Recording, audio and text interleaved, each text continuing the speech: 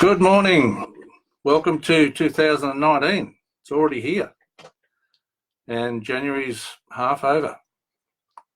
Now, if you've been back since Christmas or since the first of the month, you're probably flying.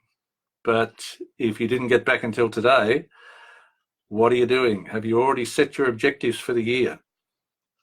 Are you fully focused on what it is that you want to achieve? What's the best way to start? I've found a really good way to start figuring out what it is you want to achieve for this year is to look back on last year. See what happened last year. Now, a lot of us have a lot of years whereby the year floats by and nothing really changes. So what's happened? Well, probably we didn't change what we wanted. In our mind, we just went on with whatever it was that we were doing before.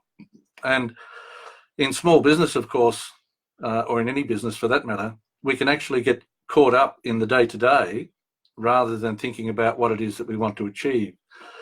And particularly if you're a sole operator, it's very difficult to get your head out of whatever's happening at this moment and start looking at what it is that you want to achieve. You actually got to step back from what you're doing this moment and take a little break and think about why you started this business. Did you start this business to give yourself a job? Or did you start this business to achieve something special for you? Or for somebody else, for that matter.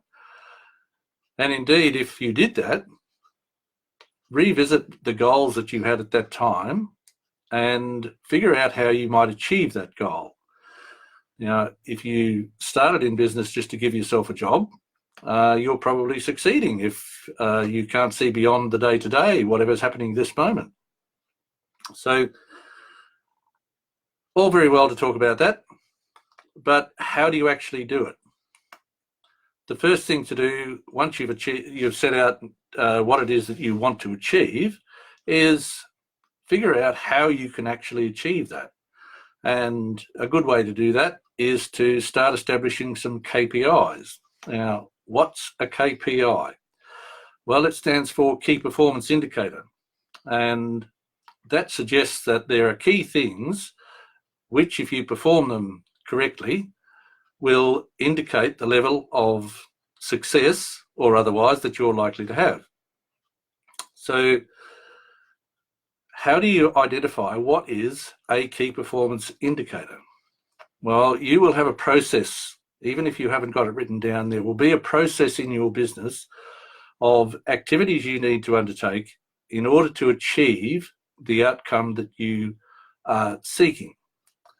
Now, whatever the task is, there will be a given set of activities that you need to undertake in order to deliver the outcome that you've promised. So perhaps another way of thinking of a key performance indicator is it's a critical performance issue. So look at your process and find anywhere that could go wrong. And that is a critical point. Okay? So if there's something that can go wrong, that's what you want to be counting. And when you count how many times you manage to achieve that critical point in a successful manner, that is indicating to you that you're on the right track.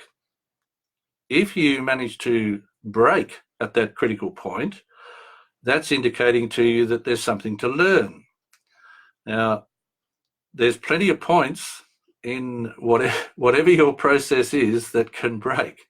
So let's find the ones that are critical and see if we can get them right more frequently. That way, you'll find yourself doing less work, dealing with less people to find the right clients to allow you to deliver the right service or product in order for you to grow. And of course, when you're growing, it makes it easy to set bigger goals because you now understand how to achieve greater things. And in achieving greater things, that's when you get to skip down the street, clicking your heels and shouting woohoo, etc. all the good things come. And surprisingly enough, as many people have said before, the harder I work, the luckier I get. And it's understanding your processes which is going to help you along the way with that. So look to your KPIs, critical performance indicators, or key performance indicators. Either way, whichever one works for you,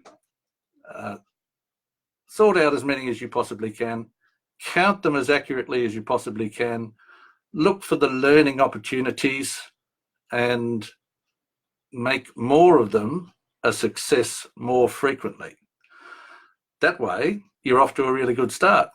And because we're halfway through January, we've got half a month to do a month's work.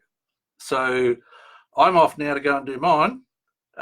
Enjoy yours. Have an absolutely great day.